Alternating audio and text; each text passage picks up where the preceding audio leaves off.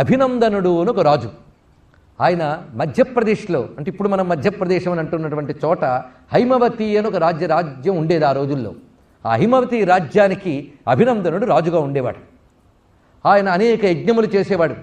పూర్వ పరంపరను అనుసరించి తన పూర్వీకులు, తన తండ్రి తాతలు ఏ విధంగా రాజ్యపాలన చేశారో ఆ విధంగా రాజ్యపాలన చేస్తూ యజ్ఞములు మొదలైనవి చేస్తున్నటువంటి అతడికి ఒకసారి కొత్త బుద్ధి పుట్టిందిటండి. కొత్త బుద్ధులు పుట్టాయంటే కొంపలు మునిగాయని మనం అనేక మార్లు చెప్పుకున్నాం. ఇక్కడ పెద్దలు చెప్పిన మార్గం విడిచిపెట్టి కొత్త కొత్త మార్గాలు మనం ఆవిష్కరిస్తే అవి మన కొంపలు ముంచుతాయి. ఇది తెలుసుకోవాలి. మనల్ని బాగు చేయడానికి ఒకటే మార్గం ఉంది, దాని పేరు సనాతన ధర్మం, దానికి మరో పేరు హైందవ ధర్మం. ఇది తెలుసుకోవాలి. ఇక్కడ సనాతనం అంటే, సనాతనం అనే మాటే అద్భుతం అండి. సనాతన ధర్మం, సనాతనం అనే పదానికి ఎటర్నల్ అని ఇంగ్లీష్లో సరి అయిన వారు.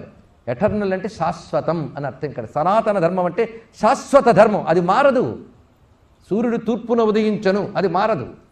అవి ఎలాగైతే మారవో సనాతన ధర్మం కూడా మారదు. అదే మన బ్రతుకు బాగుపరచడానికి మార్గం ఒక్కటే, అది సనాతన ధర్మం. దానికి ఆధారం ఒక్కటే, అది వేదం. కనుక వేద పురాణ ఇతిహాస స్మృతుల ద్వారా ఆ సనాతన ధర్మం మనకు వ్యాపిస్తుంది.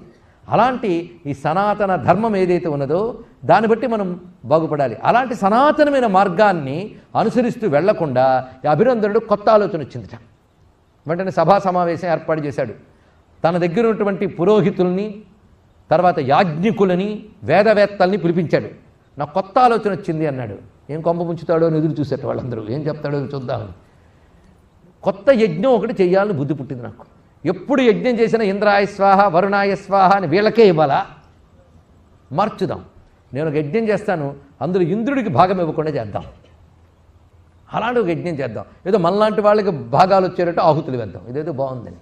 ఎందుకు ఇవ్వకూడదు? కొందరు చూస్తుంటారండి, శాస్త్రం చెప్పిన ప్రకారంగా వెళ్ళవయ్యా అంటే అలాగే ఎందుకు వెళ్ళాలి, ఇలా ఎందుకు వెళ్ళకూడదు, కొత్త కొత్త మార్పులు తెస్తుంటారు. కలియుగంలో అలాంటి వాళ్ళు చాలా ఎక్కువ. అప్పటికి ఇంకా కలియుగం రాలేదు, ఎవడో ఒక్కడున్నాడు అభినందనుడు. కానీ ఇప్పుడు అందరూ అభినందనలు అయిపోతున్నారు. అది వచ్చింది బాధ. శాస్త్ర విరుద్ధమైన ఆలోచన చేశాడు, ఇలాంటిది యజ్ఞం చేద్దామని. వెంటనే అక్కడున్న ఋత్విజులు మొదలైన వాళ్ళందరూ ముఖ్యమని వేలేసుకున్నారట. అరే, ఎక్కడైనా సరే దేవతలు అంటే మీరు నేను పెట్టుకున్న వాళ్ళు కారు. అష్టదిక్కులు ఉన్నాయి, అప్పుడు దిక్పాలకులు ఉంటారు, పంచభూతాలు ఉంటాయి, వాళ్ళు నియామకులైన దేవతలు ఉంటారు. కనుక దేవతలు వేదాల్లోనూ పురాణాల్లో లేరయ్యా. వేదాల్లో పురాణాల్లో కాదు, ప్రపంచంలో దేవతలు ఉన్నారు, సర్వలోకాల్లో దేవతలు ఉన్నారు, సర్వజీవుల యొక్క శరీర అవయవాల్లో దేవతాశక్తులు ఉన్నాయి. అలాంటి దేవతాశక్తులను ప్రసన్నం చేసుకుని అనుగ్రహం పొందడానికి వేదములు మార్గాన్ని చెప్పాయి. అందుకు యజ్ఞములు చేసేటప్పుడు ఏ ఏ దేవతకి ఎలా ఎలా ఆహుతులు ఇవ్వాలి, మంత్రములు ఇవ్వటో శాస్త్రం చెప్పింది.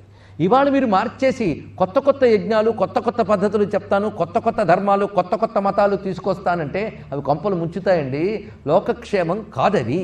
కాబట్టి అలాంటివి వద్దు అన్నాడు. మీరెవరు చెప్పడానికి? మేము ఏది చెప్తే అది మీరు చేయాలి, చేసినందుకు మేము డబ్బు ఇస్తాం. మీరు నౌకరీ చేస్తున్నటువంటి వాళ్ళు చూసారా, వేదవేత్తల్ని పట్టుకుని మాట్లాడతారా? ఒక కర్మ చేసేటప్పుడు వేదవేత్తల్ని ఎంత వినయంగా ఆశ్రయించాలి. ఆ వేదవేత్తలు ఆచరించిన తర్వాత కృతజ్ఞతగా దక్షిణ సమర్పించాలే తప్ప మేము వాళ్ళని పోషిస్తున్నామని అహంకారం కూడదు అక్కడ. అసలు నిజానికి యజ్ఞం వల్ల వచ్చే ఫలానికి తెలుసుకుంటే మనం ఇచ్చే దక్షిణ ఎంత అల్పమో అర్థమవుతుందండి. ఇది తెలుసుకోవాలి. ఇక్కడ వాళ్ళు ఈ యజ్ఞం ఇచ్చే ఫలం చాలా గొప్పది. అందుకే ఇచ్చేటప్పుడు ఎలా ఇవ్వాలి అంటే అహంకారంతో ఇవ్వకూడదు. శ్రద్ధయా అదేయం, భియా అదేయం, హ్రియా అదేయం, అశ్రద్ధయ అదేయం అంటుంది ఉపనిషత్తు. సిగ్గుపడుతూ ఇవ్వాలట, ఏదో అల్పం ఇస్తున్నాను కానీ ఇవ్వగలనా అనుకుని ఇవ్వాలట. అది యజ్ఞార్థం మనం ఇచ్చేది ఏదైనప్పటికీ కూడా అల్పమైన అధిక ఫలాన్ని ఇస్తుంది. అలాంటిది అహంకరించి ఏం మాట్లాడాడు, నేను ఏది చెప్తే చేయాలి అంటే వీళ్ళు వెంటనే ఇది కూడని పని అని చెప్తున్నారు. వాళ్ళ పని వాళ్ళ ధర్మం చెప్పాలి కనుక చెప్తున్నారు. ఇదే కానీ మీరు ఒప్పుకోకపోతే మిమ్మల్ని కఠినంగా శిక్షించి దేశ బహిష్కరణ చేస్తానన్నాడు. వెంటనే వాళ్ళకేం పోయింది, మనకేం పోయింది, కానీ లే అన్నట్ట శాస్త్ర విరుద్ధమైనటువంటి యజ్ఞం చేయడానికి సిద్ధపడిపోయారు. ఈ విషయం దేవతలకు తెలియదా, ఇంద్రుడికి తెలిసింది.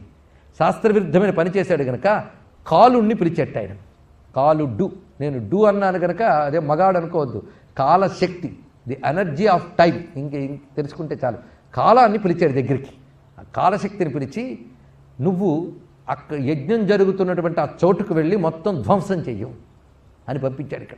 అతను ఇక్కడ యజ్ఞధ్వంసమే కాదు, దానికి ఎవరెవరు కారణమో, ఎవరెవరు ప్రేరకమో, ఎవరెవరు అనుమోదకమో వాళ్ళందరినీ కూడా నువ్వు దెబ్బతీ అన్నాడు. చూడండి ఇక్కడ. అంటే ఒక చెడ్డ పని చేసేవాడు, చేయించేవాడు, పైగా చూసేవాడు, పాల్గొనేవాడు, దానికి తోడు బాగుందని తల ఊపాడు, వాడు నలుగురు కూడా ఫలితం అనుభవిస్తారటండి.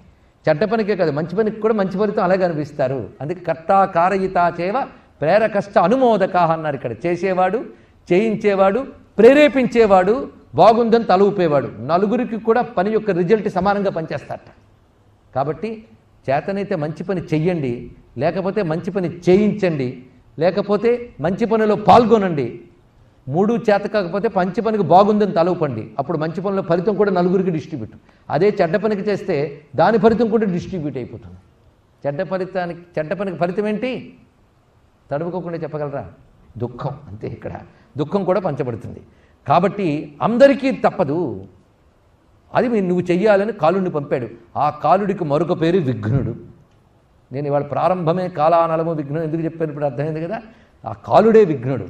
వాడు బయలుదేరాడు.